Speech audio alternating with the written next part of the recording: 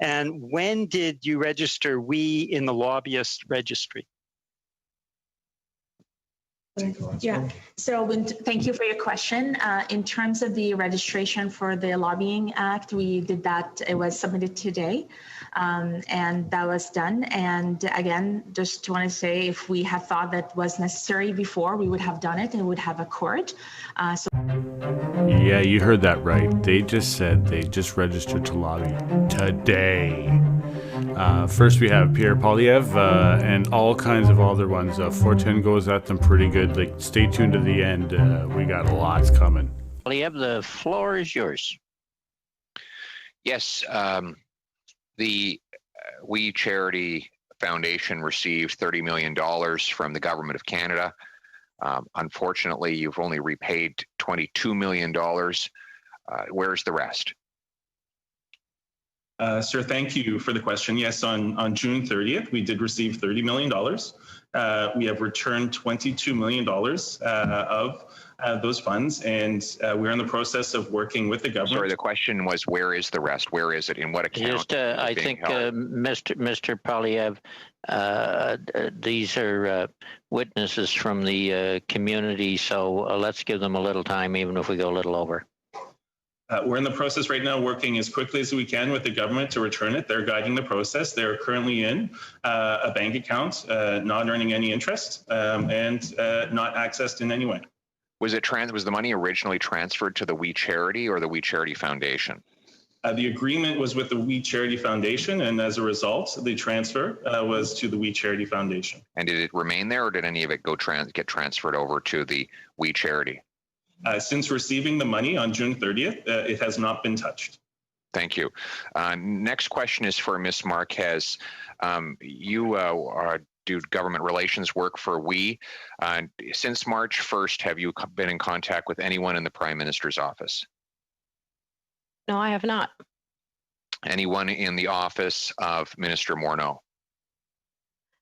May you repeat again the date? March 1st. Yes, I have. Who? I have been in contact with staffers at Minister Morneau's office. Names? Amit Singh, political staffer, as well as she's been a witness, Michelle Kuchavivic. I think that's her last name. Yeah, she's a public servant. And correct. So again, just to make sure, on the Prime Minister's office, did you communicate with anybody in the Prime Minister's office since March 1st? Since March 1st, I was only in communication with two people at the Prime Minister's office. Allow me to make sure that I'm very clear. It was on May 5th with a staffer, a director of policy. His name is Rick Tice. And I emailed at the request, I emailed as well another person. Her name is Laura LaBelle. On what date? That was on May.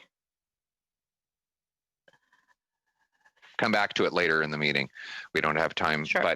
But you spoke. How long was your conversation with the PMO policy director on May 5th?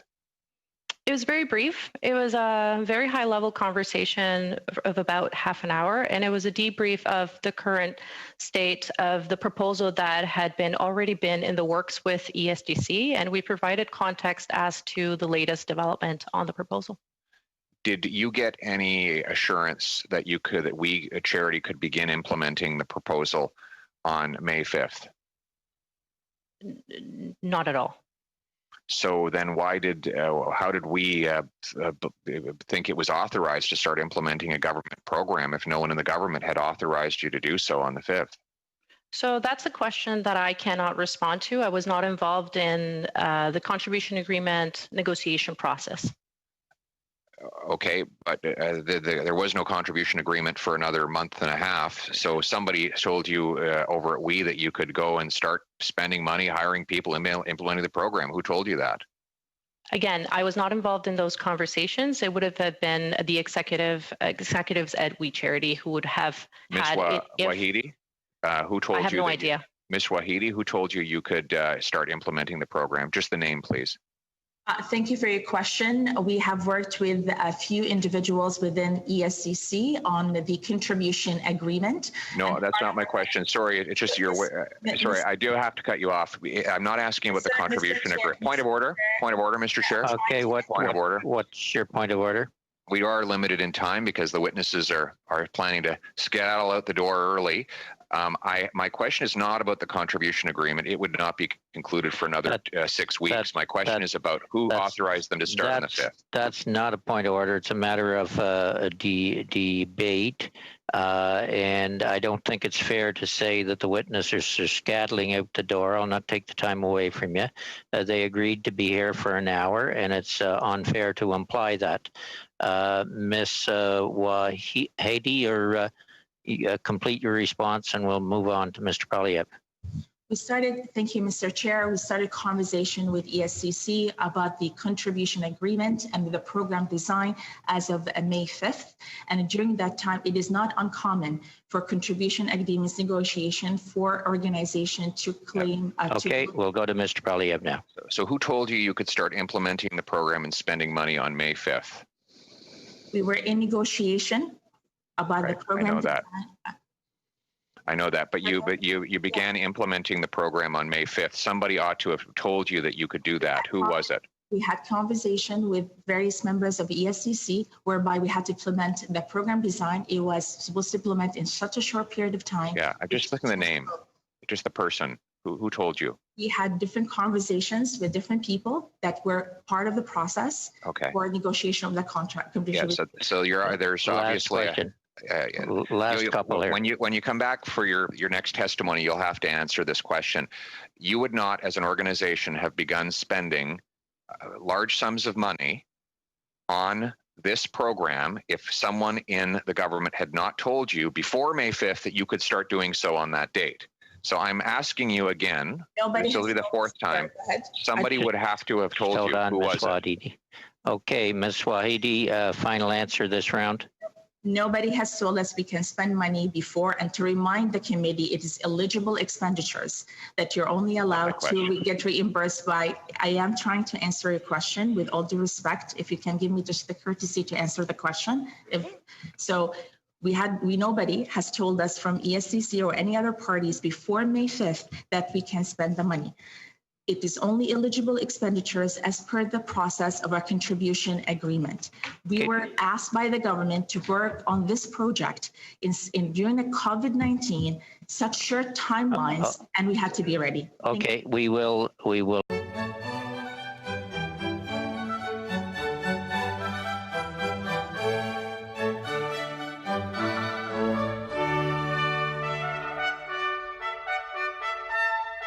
Followed by Ms. Zerowitz, and we're into 5-minute rounds. Mr. Poilievre. What was the total amount that we paid for Ms. Sophie Gregoire Trudeau's accommodations and other expenses in London this year? Oops, your mic's on there, Ms. Wahidi. Sorry, thank you for your question. It is my understanding that this information will be provided as part of the undertaking by Mark and Craig Hilberger. Did anyone in your organization have communication with Miss Sophie Gregoire Trudeau after March the 15th? No, we have not. No one. There were, not to the best of my knowledge, no one has had communication. With Nancy McCain? To the best of my knowledge, based on my knowledge, I don't know. Ms. Marquez, are you aware of any communications with those persons from the WE organization? To the best of my knowledge, I do not know of any communication directly with Sophie Gregoire Trudeau. Nancy McCain? And with regards to Nancy McCain, either, no. Okay. Next, on your Ms. Marquez, you had a call with PMO Policy Director Rick Thies on March 5th, which coincidentally was the same day that we began implementing the program. When you indicated that the we was going to begin implementing the program on that day, did he tell you that it was inappropriate because it had not yet been approved by Cabinet? Thank you for your question. Truthfully, I wasn't aware at the time that the contribution agreement or the contract was starting to be implemented at that time. And at no point of time did we ever have a conversation about the implementation of the project. It was solely based on understanding the current state of affairs of the proposal as it was at that time. But as just briefing them on that. Right, at that time, you were implementing the proposal as an organization at that time, on that day, in fact, and you spoke for 30 minutes with the PMO and nothing came up about that implementation? Again, allow me to clarify and specifically address your question. I was not aware of the contract being implemented at that time, and the conversation was not around the implementation of such a project. Okay, so this is a $500 million, this would become a $500 million contribution agreement. Your organization is implementing it on that day. And you're talking with the Prime Minister's office, the office of the head of government. And nothing came up in that call about the fact that your organization was beginning to implement it that day? So from what I recall from that conversation, again, we walked him through the latest proposal developments and all the details behind what would have become the Canada Student Service Grant. But there were no specific conversations about starting the project. I know that if within the context of the pandemic, honestly, in every single conversation, there was this urge to try to get this program moving forward and up and ready as soon as possible. Now, that was it. So you didn't mention to him and he didn't mention to you that you guys were beginning to implement the program at that time. Okay. Did Mr. Baker, did you conclude an agreement with National Public Affairs as an organization? It is good. To the best of my knowledge, we have concluded the work because of the. No. I mean, was there ever a deal signed or put in place between we and National Public Affairs? I will have to get back to you on this one because my role with the National PR. Mr. Baker? Thank you. Do you know? Thank you for the question. I don't know if there was an agreement signed. I do know that National PR was one of the vendors many vendors that we were looking to engage to be able to scale the program across the country. So you had not finalized anything with them? I was not part of the conversation with National, so I can't comment on that. Down to 30 seconds there, Pierre. We'll need you to follow up with that information. Who is the highest paid speaker that you engaged as we between 2015 and 2019? We, as shared in the testimonies by the co-founders before, and as we pay for a speaker. Just the highest paid person. Mr. Chair, I'm trying hard to answer the question. If you can give me the courtesy of just answering the question, please. Go ahead, answer. Thank you. So we pay for auxiliary events and for some of these speakers. And it is my understanding that some of these, we need to look through our files. And I'm not going to be able to provide you any at this point because there is privacy with these contracts. Very quick question, Mr. Poilievre. Was Margaret Trudeau paid for in any way, shape, or form in relation to the 2017 Canada 150 celebration or for any ancillary event approximately around the same date? That wasn't exactly a short one, but go ahead, yes or no? Ms. Sell with Yes, Edie. I am going to answer you. No, she was not. Okay, thank you all. Ms. Sirowitz, you're next. Thank you so much, Mr. Chair. And I want to say huge thanks to all three of you for presenting today. Thank you so much for sharing your story, Ms. Al-Wahidi. And I want to thank all of you guys for all the unbelievable all the work that you do to inspire and engage youth across Canada and around the world. Thank you. The May 5th and the May 5th, I just want to remind everybody on the committee that I specifically asked the Kielburgers this question: why was work started? They had very clearly indicated there was no agreement. There was no one who told them to start the agreement. They had taken it as a risk upon themselves because they wanted to help students. They understood that there was no agreement, but they had decided to go ahead and start working on it. They were very clear with this committee, and I want to make sure that that is reiterated to everyone here. My first question is actually about the We Charity Foundation. There was some testimony that indicated that the reason there was an agreement with not We Charity and it was with the We Charity Foundation was because the government had asked the We Charity to take on all the liability of this program. And it was the lawyers of We Charity who said, in order for We Charity to be able to do that, they recommended that the agreement be signed with We Charity Foundation. And my understanding is that this is a very typical thing that is done to cover liabilities within both the public and private industry. Can you please comment? Is that what your understanding is as well? Yeah, this is correct.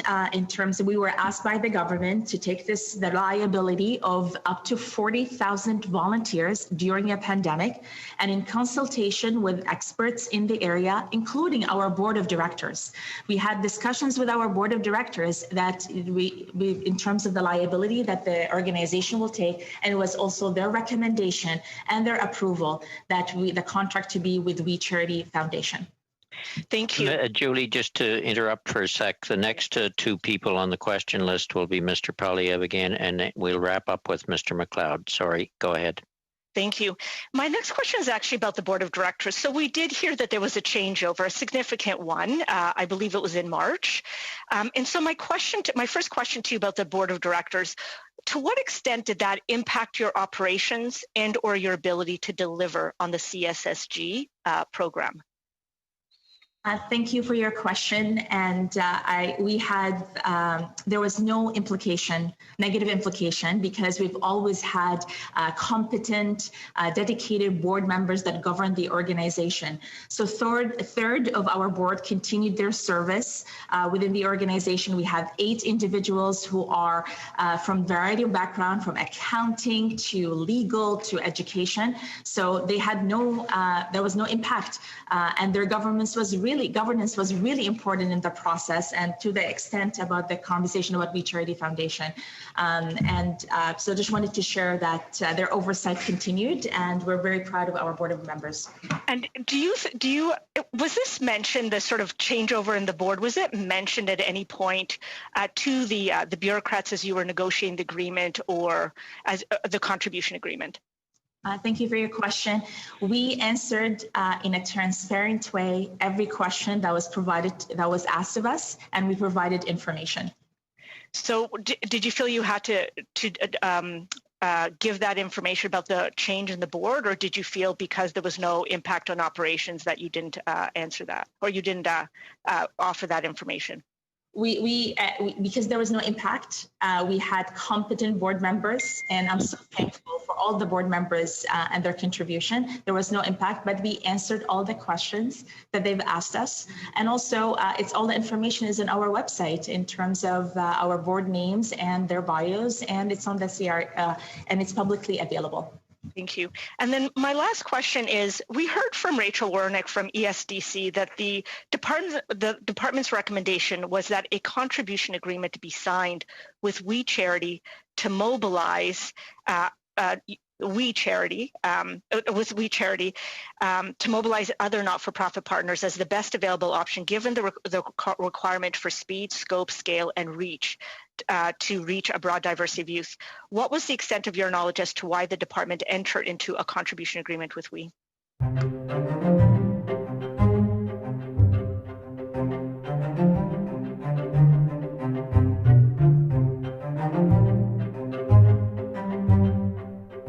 Into a contribution agreement with We?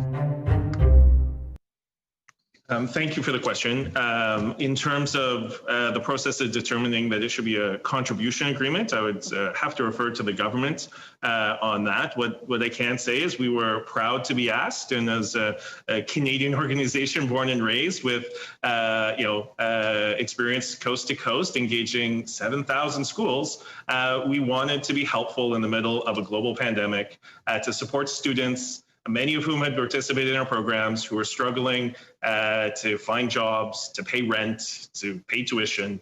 Okay. And so we said, yes, we will do this. We're going to have to end it there. Over to Mr. Poilievre for 5, and Mr. McLeod will wrap it up. Mr. Poilievre. Well, it's an incredible coincidence that that your organization has suddenly registered to lobby all of these months after all of the lobbying happened.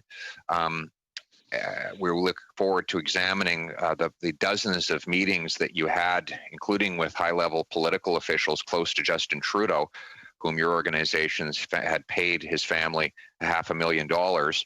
Specifically, I want to speak about Laura LaBelle. Ms. Marquez, you said you spoke to or communicated with Ms. Laura LaBelle. Was it an email you sent? Yes, that's correct. It was just a simple email asking for a brief call. I've never met. Did she grant that call? Did she grant that call? No, she didn't. She directed me to Rick Dice, as a matter of fact.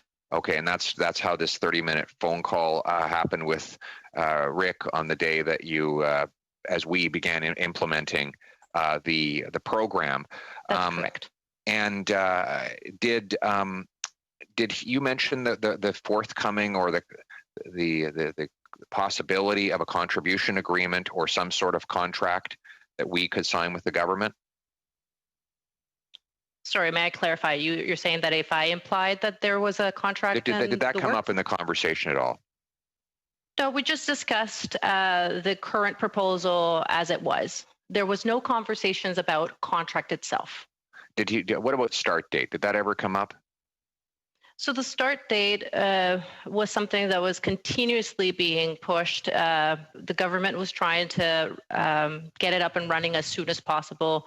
And on the we side, we were doing our best to also gear up towards whatever timeline was necessary from government. There was no exact start date, to my understanding of anything. But you did discuss the issue of a start date with the policy director. No, we did not discuss any start date per se. You just, but you said you were discussing the need to get it up and running fast, and your organization was launching the same day. So the context again is we shared the latest proposal, which we had been working very closely with ESDC public servants, and it was a briefing on the state of affairs of the current state of the proposal itself. There was no communication nor details. Did he ask you for the briefing? Just to let her finish that question, because she actually has time left this time, Mr. Poilievre. There was no communication on what, Madam Marquez? Yes, there was just no communication or specificity being discussed around contract details whatsoever or date. And so did he ask for this briefing from you? No, like I mentioned, this was by introduction of Laura LaBelle. And so you just started shopping around a briefing to the PMO, saying, I'd like to brief someone in the Prime Minister's office. Can someone take my call? Is that right? No, that is not an accurate representation of what happened. As part of the conversations that we were having at the time with the SDC, as well as all the proposal development phases that we were under, it was suggested to me by a political staffer at the Ministry of Finance that I connect with PMO alongside with other ministries to make sure that everyone was up abreast with the latest and greatest version of the proposal. As again, the context was COVID-19, it needed to be up and running as soon as possible, and they wanted to make sure that everyone was well aware of it. So finance sent you to the PMO. Who was it in the finance that told you to call the PMO? It was suggested to me by Amit Singh. Amit Singh. Okay. And how much time do I have, Chair? You've got about 40 seconds. Did you have any information about the communications that we had directly with Bill Morneau? What communication are you referring to? Sorry. Mr. Kielberger and Mr. Morneau spoke. I did not have that context. No. You didn't know that it happened? No, I did not have that context. Okay. And finally, back to Mr. Baker, can you tell me why the contribution agreement was backdated specifically to May 5th? I'm not interested in knowing why it was backdated generally. I know how that works, but why was that specific date, May 5th, picked for the backdating? Why May 5th? I'm just going to jump in here, if I may. Thank you for your question. Go ahead. During this week, there were multiple conversations about program design. And we have taken, as an organization, taken the risk to start working on this because the scope of the project kept on changing. Why May 5th? Yeah, no, you're done, Pierre. We're going to have an answer to the question because you're well over time, and then Mr. McLeod will wrap it up, and I hope the guests will stay for 3 more minutes over time. Ms. Al-Wahidi. Yes, I answer the question. Point of order, Mr. Chair. What's your point of order? The question was why May 5th? I'm just wondering if you can ask the witness to answer that question. Why that date? It's not a point of order, but if you could further expand on why May 5th, or go ahead. Mr. Chair, thank you, Yep. Mr. Chair. It's the same answer. We have started during that week to work on the program design, the operation, what would that look like? Scope kept on changing. Timelines were aggressive. That week, we started mobilizing to work, and we took as an organization the risk because we wanted to help students and we believed in the essence of the program. Okay, thank you. Thank you all.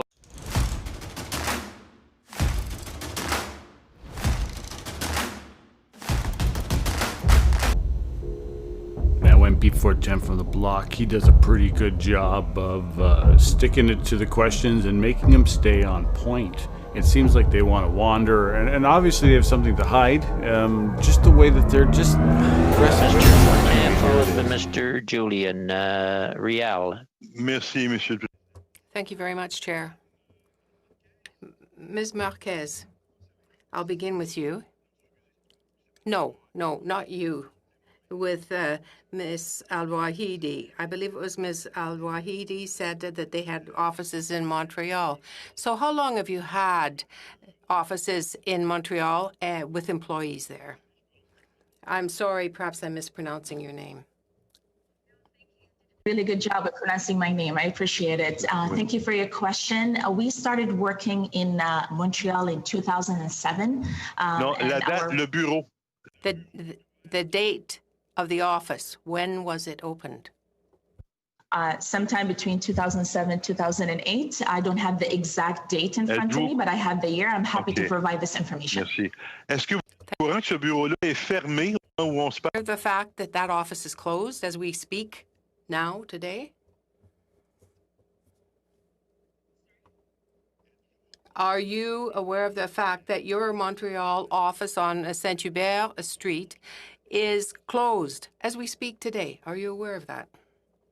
As part of our activities because of the pandemic at this point, sorry, can you hear me? As part of the pandemic, all of the staff are working, from home. Votre bureau est fermé.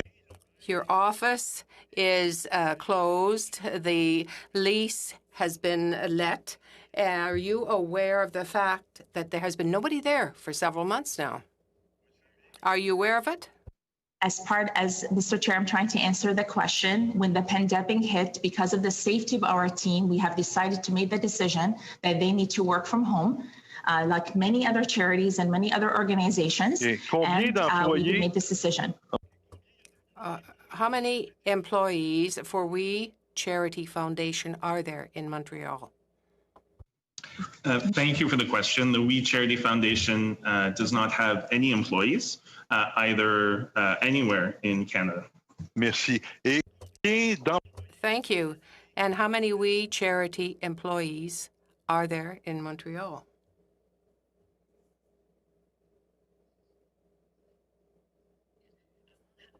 Around, sorry.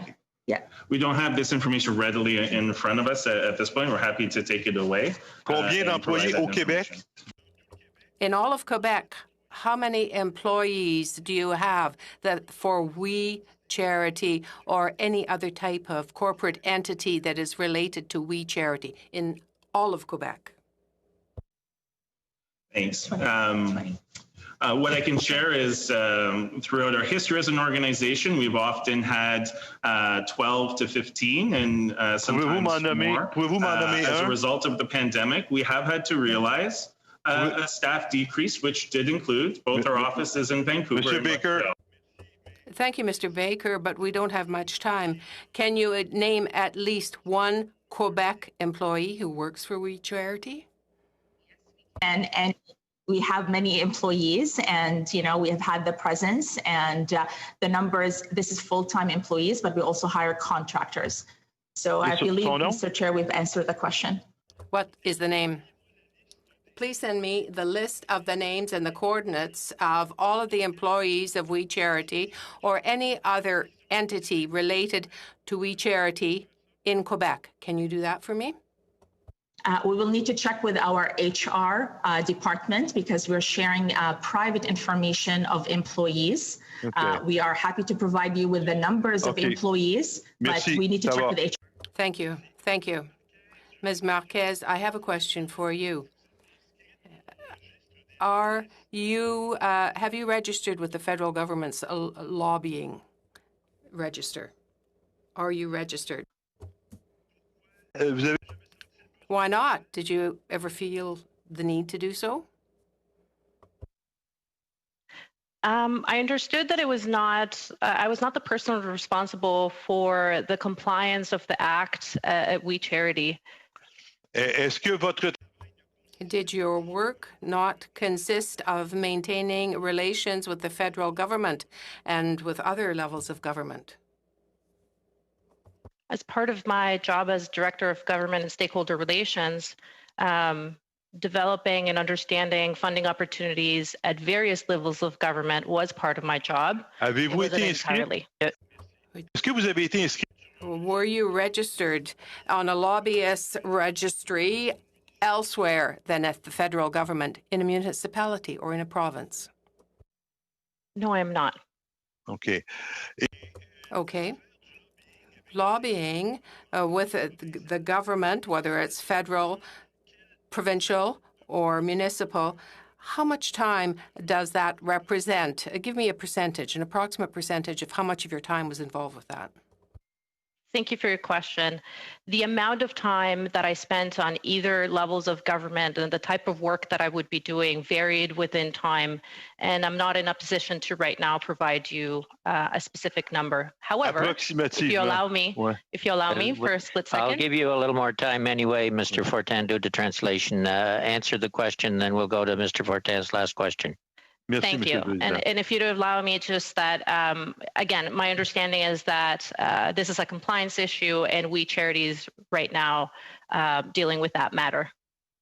Okay. Thank you.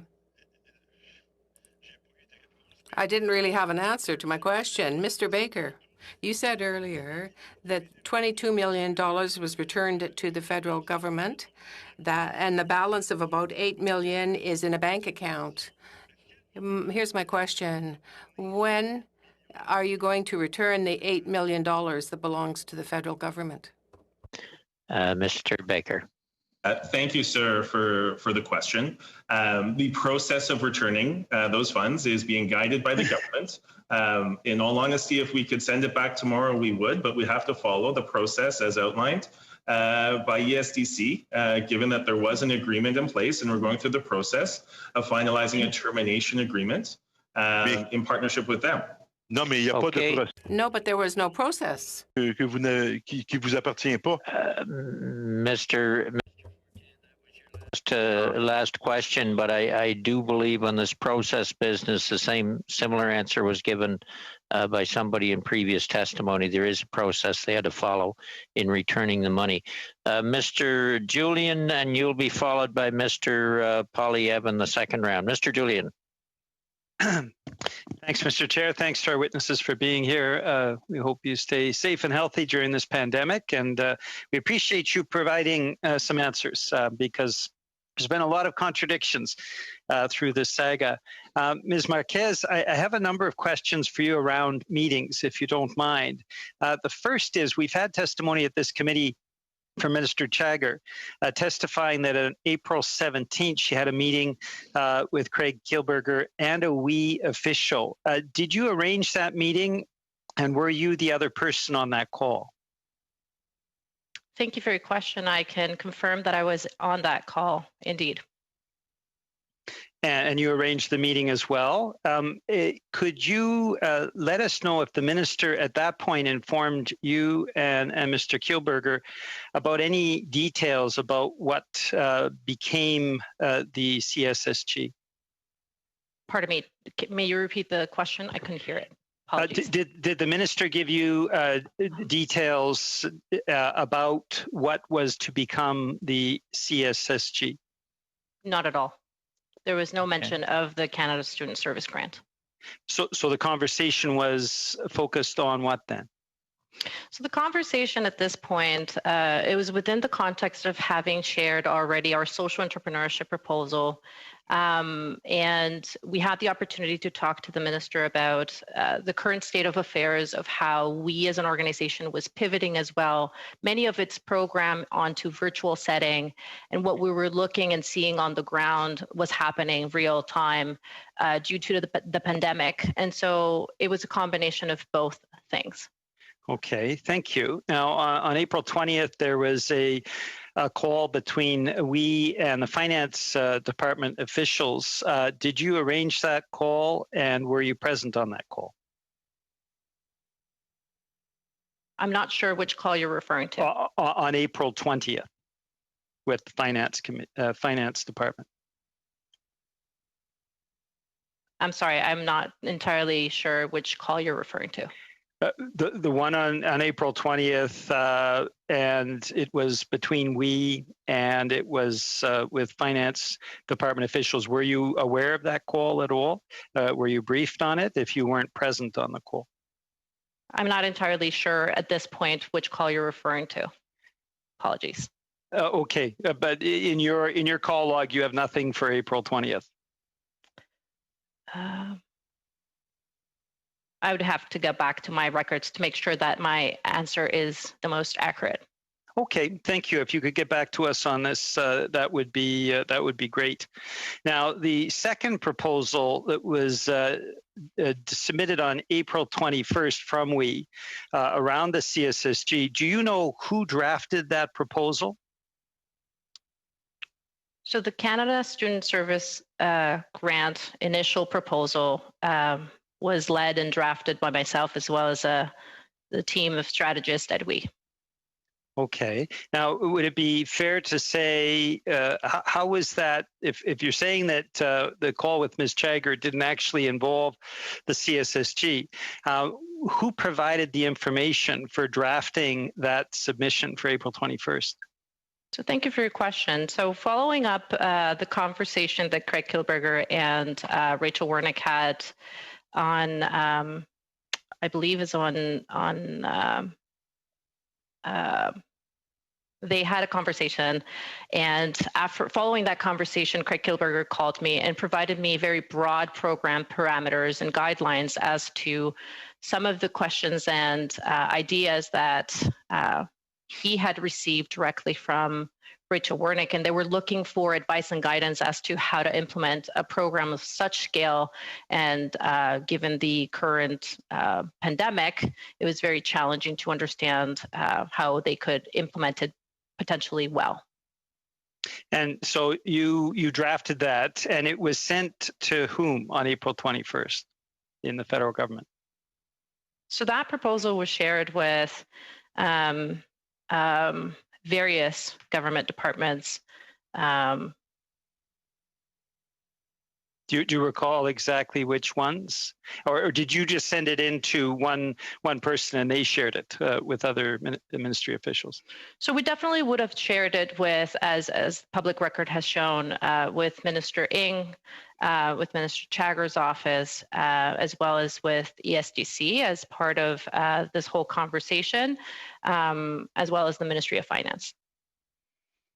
Okay, thank you. Now, would you be aware, as the head of government relations, of all the times that Craig or Mark Kilberger spoke with federal government officials and ministers? Would you be aware of that? Was it compiled somewhere within was that tracked? So what I would be aware of is any conversation or meetings that Craig and I would have led at any point of time.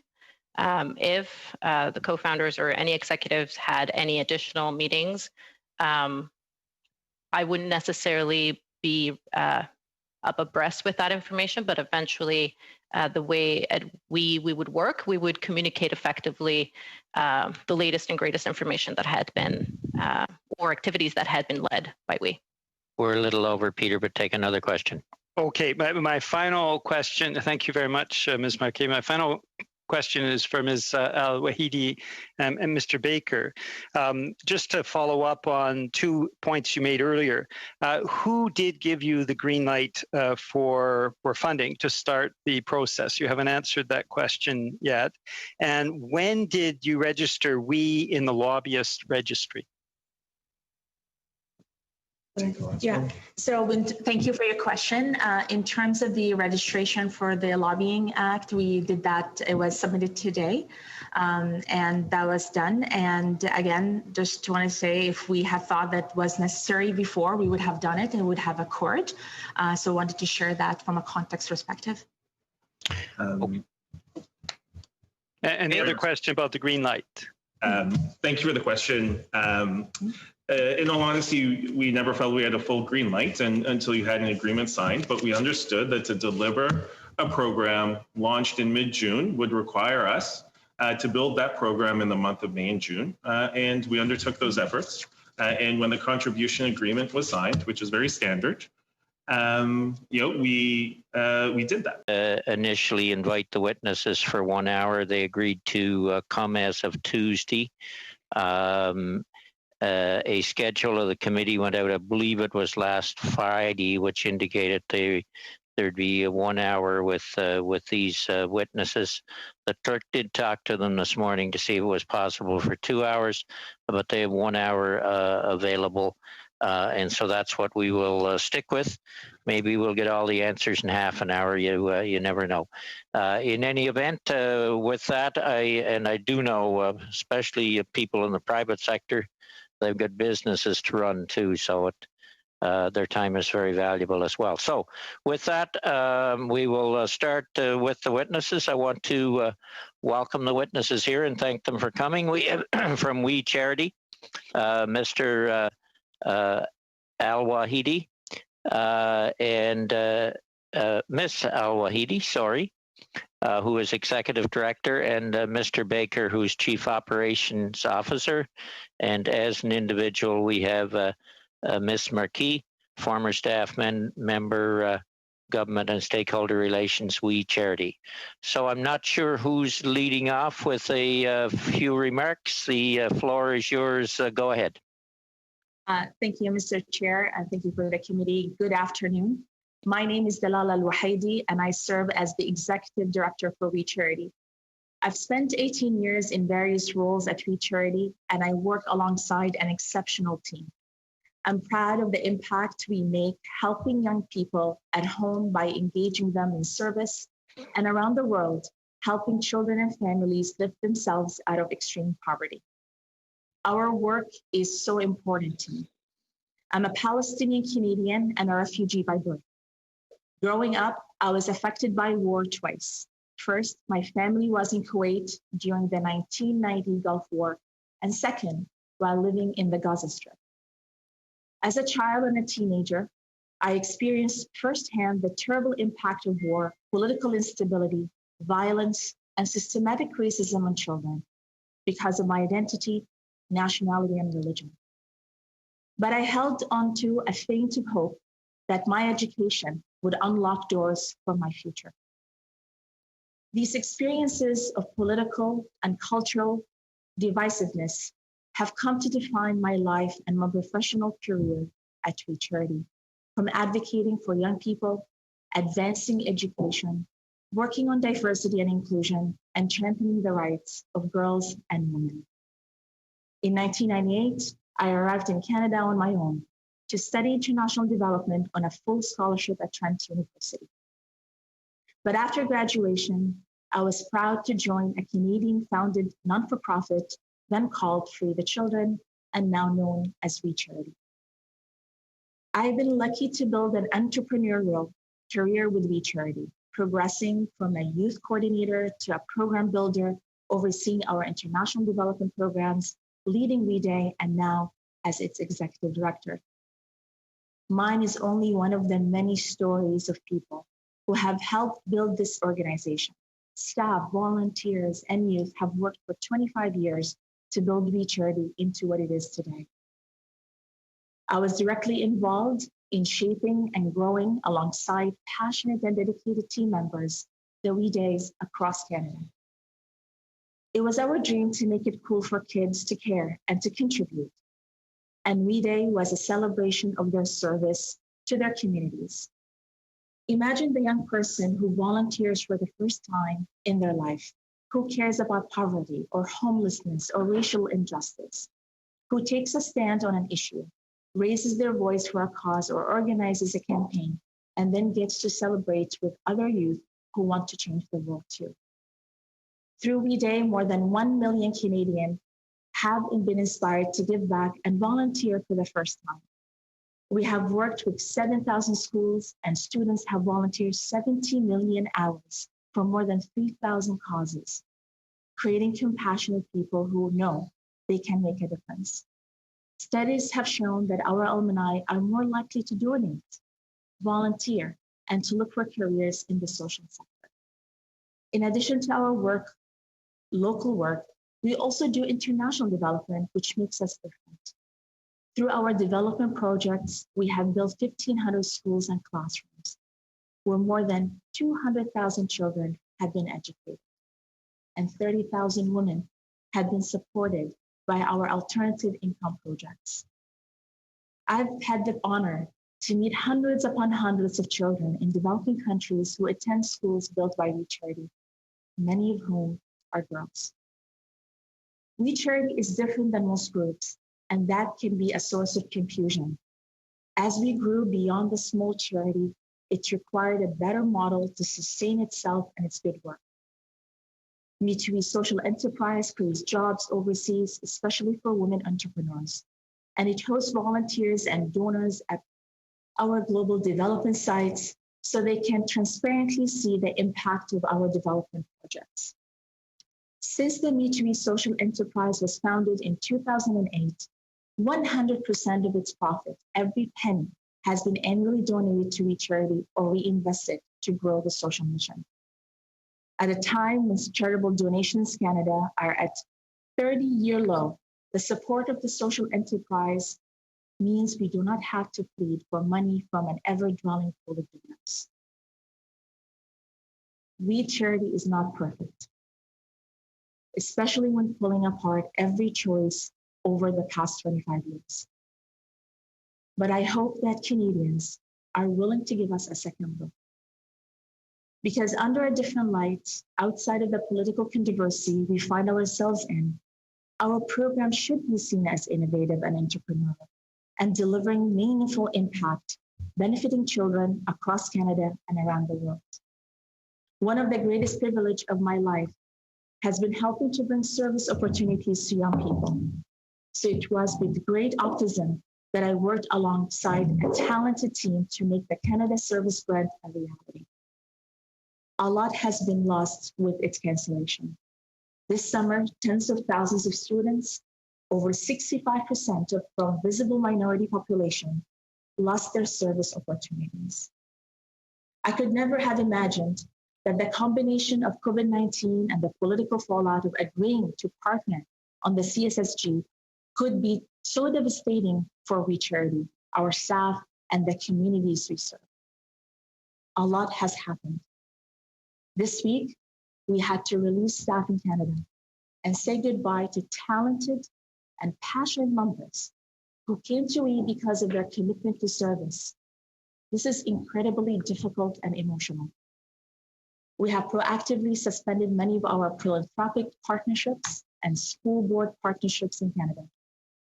The organization is examining every aspect of what it does, including streamlining its organizational structure, conducting a governance review, and simplifying its brand and closing certain programs.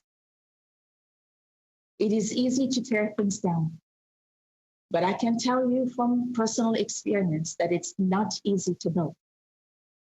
25 years ago, 25 years were invested by thousands of current and former staff, board members, teachers, schools, donors, students, advisors, to create a unique platform for youth engagement and international development. I want to take a moment and share my gratitude and thanks for each one of them for believing in our mission.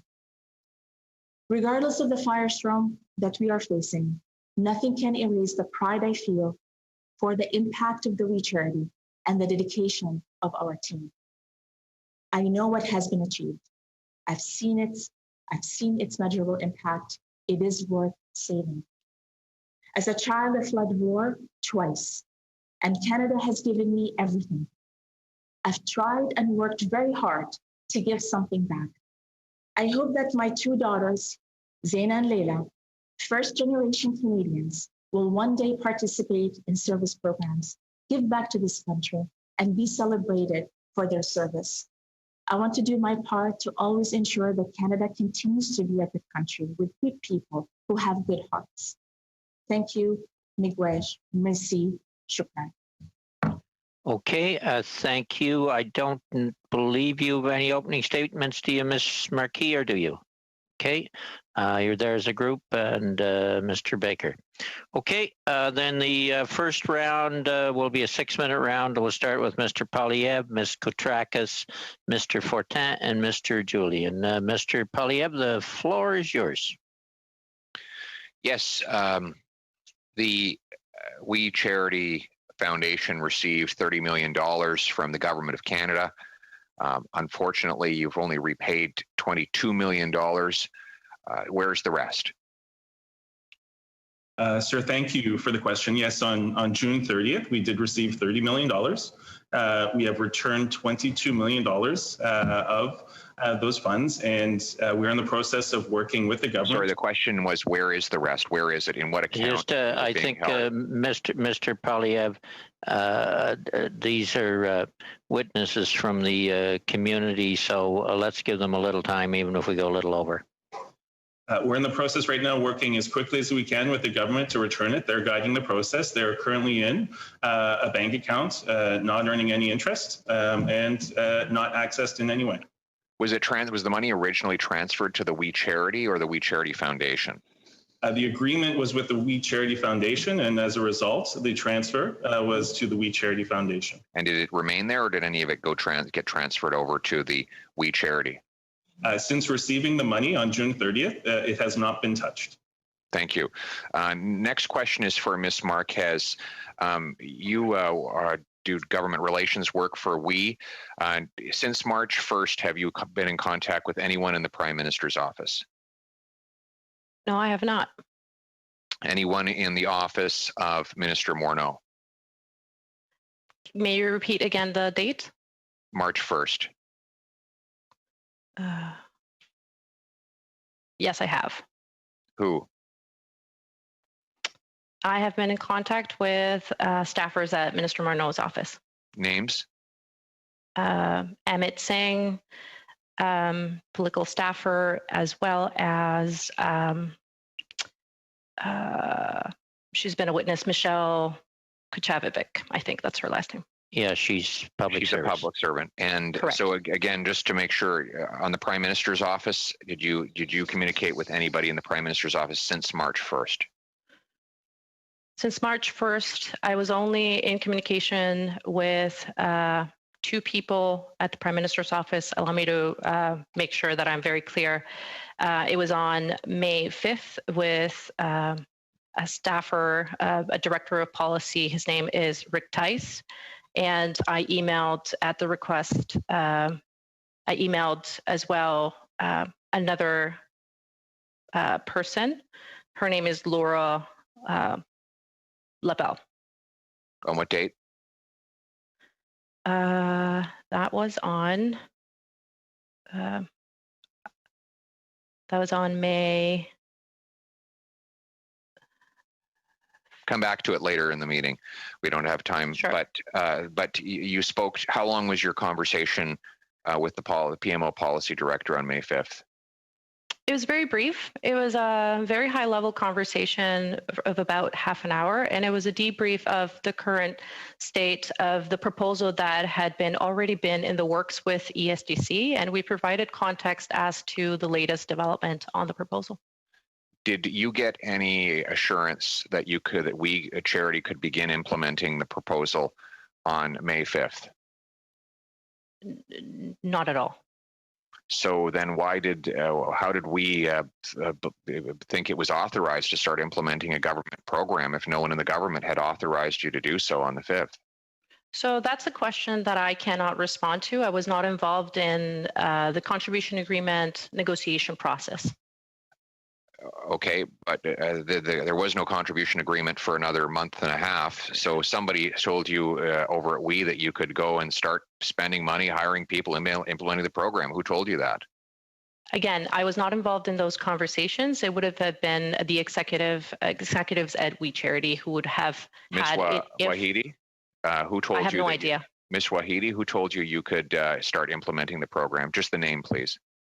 Thank you for your question. We have worked with a few individuals within ESCC on the contribution agreement. No, that's not my question. Sorry, it's just sorry, I do have to cut you off. I'm not asking about the contribution agreement. Point of order, Mr. Chair. Okay, point of order? What's your point of order? We are limited in time because the witnesses are planning to skedaddle out the door early. My question is not about the contribution agreement. It would not be concluded for another 6 weeks. My question is about who authorized them to start on the 5th. That's not a point of order. It's a matter of a debate. And I don't think it's fair to say that the witnesses are scattling out the door. I'll not take the time away from you. They agreed to be here for an hour, and it's unfair to imply that. Ms. Wahidi, or complete your response, and we'll move on to Mr. Poilievre. Thank you, Mr. Chair. We started conversation with ESCC about the contribution agreement and the program design as of May 5th. And during that time, it is not uncommon for contribution agreements negotiation for organization to claim. Okay, we'll go to Mr. Poilievre now. So who told you could start implementing the program and spending money on May 5th? We were in negotiation about the program. I know that, but you began implementing the program on May 5th. Somebody ought to have told you that you could do that. Who was it?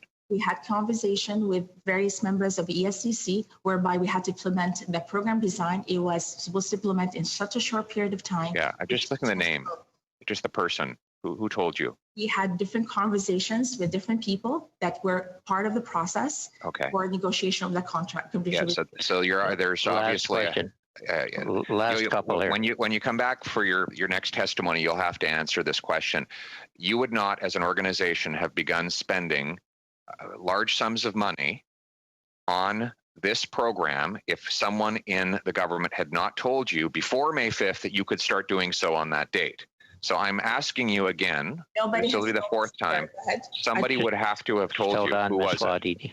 Okay, Ms. Wahidi, final answer this round. Nobody has told us we can spend money before, and to remind the committee, it is eligible expenditures that you're only allowed to get reimbursed by. I am trying to answer your question with all due respect. If you can give me just the courtesy to answer the question. Nobody has told us from ESCC or any other parties before May 5th that we can spend the money. It is only eligible expenditures as per the process of our contribution agreement.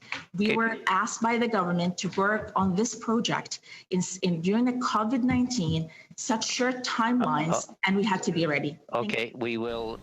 Holy crap. Do you think that they did their side justification? Now that they are registered to lobby, I can imagine that they'll be looking for something from the government on the next plan, it looks like. Is Pierre Poilievre in the right direction? Going in the right direction with all these questioning? Do you think that this is a nothing burger like the CPC? Leave your comments below. I personally think that this is just tentacles. It just keeps growing and growing. And now that we have all the big corporate media onto it and looking for money on the story, the Liberals just keep on giving and giving to media. Like, subscribe, and again, comment. Always have a good day.